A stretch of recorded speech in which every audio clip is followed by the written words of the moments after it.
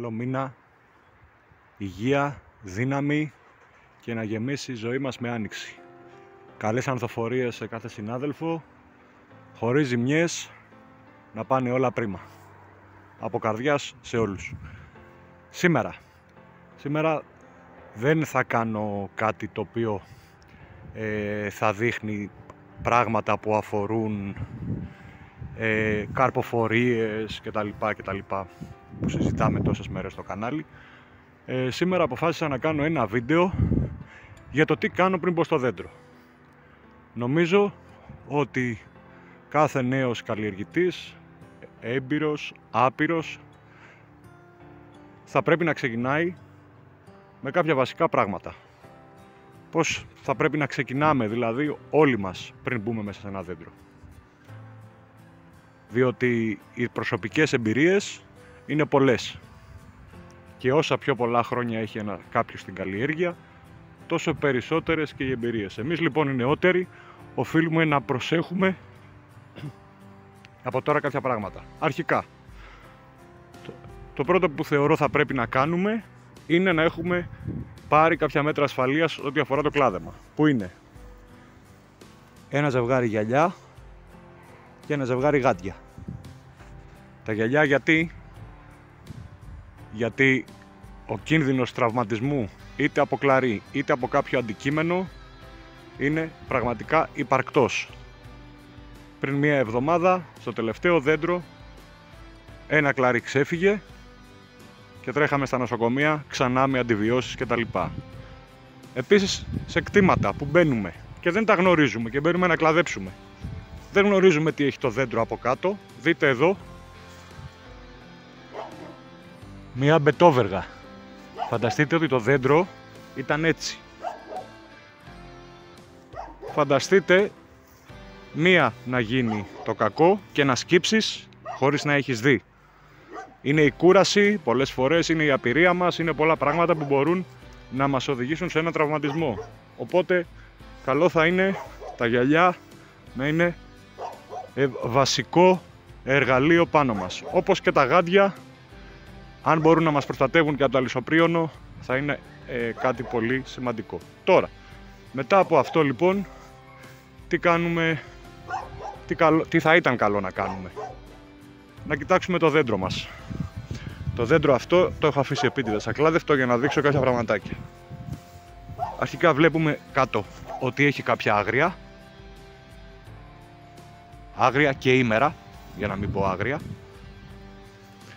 Όπου το πρώτο βήμα που κάνουμε, προσέχοντας πάντα τα μάτια μας και το κεφάλι μας, είναι να φύγουν αυτά τα άγρια. Εντάξει, αν δεν μπορούμε να περάσουμε στο δέντρο και κινδυνεύουμε να τραυματιστούμε, δεν είναι κακό να έρθουμε πάντα με προσοχή στα μάτια και στο κεφάλι μας και να αφαιρέσουμε κάποιον κλόνο ο οποίος μας εμποδίζει στο να μπούμε. Πάνω απ' όλα είναι να μπούμε στο δέντρο με ασφάλεια. Αφού λοιπόν αφαιρέσουμε όλα τα γρυλίδια ή ό,τι μας ενοχλεί από κάτω, δεν θέλω τώρα να μιλήσω για αντικαταστάτες και πράγματα που κτλ. Μιλάω για τα γρυλίδια που είναι κάτω. Αφού λοιπόν αφαιρεθούν τα γρυλίδια, πάμε εσωτερικά από το δέντρο.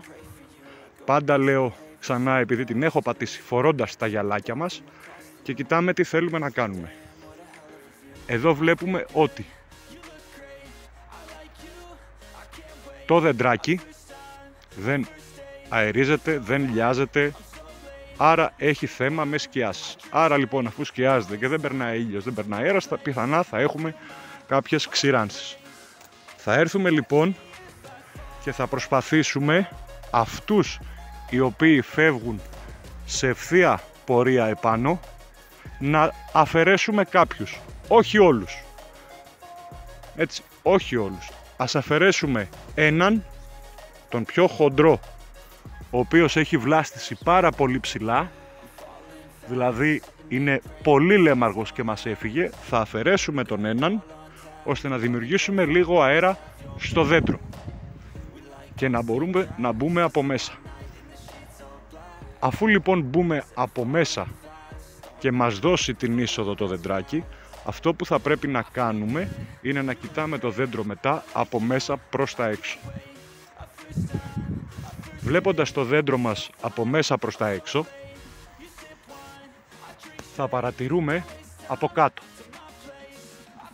Από κάτω θα φαίνονται ξηρά, ξυφοειδή, βλαστή, ό,τι έχει δηλαδή ξεραθεί λόγω μη σκίασης, μη φωτισμού, εντάξει.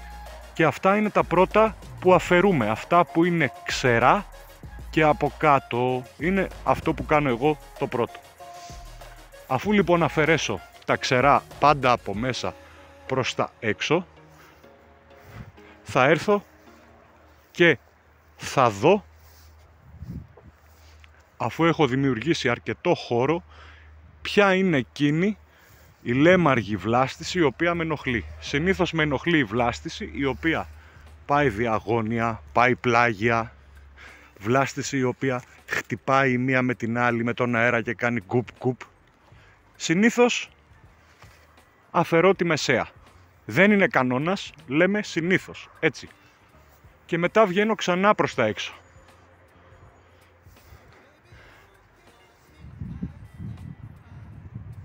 Αφού λοιπόν βγω προς τα έξω, αυτό που θα πρέπει να τονίσω στο δέντρο είναι να δημιουργώ όσο το δυνατόν καλύτερο μέλλον για το δέντρο. Τι σημαίνει αυτό? Να μην αφαιρώ πολύ βλάστηση από το δέντρο μας. Εδώ βλέπετε για παράδειγμα στο συγκεκριμένο δεντράκι ότι είναι γεμάτο βλάστηση. Σε αυτό το συγκεκριμένο δέντρο δεν θα έρθω να αφαιρέσω πράγματα που είναι παραγωγικά πάνω από το δέντρο. Και τι θέλω να πω με αυτό? Αυτός εδώ για παράδειγμα ο λέμαργος που βλέπετε που φεύγει ευθεία τέρμα πάνω, σε σχέση με τους άλλους που υπάρχουν δεν ενοχλεί τόσο. Γιατί όπως θα δείτε τη διακλάδωση που κάνει πάνω και φεύγει, έχει μια ελαφριά κλίση προς τα έξω, πράγμα το οποίο εγώ το θέλω στο δέντρο. Αυτός όμως ο οποίος πάει τέρμα ευθεία πάνω, τέρμα και κλείνει κάπως τον αερισμό και το φως, θα έρθω και θα αφαιρέσω την μέσα του μεριά. Αυτή. Όχι αυτή, γιατί θα φορτωθεί και θα έρθει προς τα έξω. Άρα φροντίζουμε να έχουμε καθαρό το μέρος από ξηρά,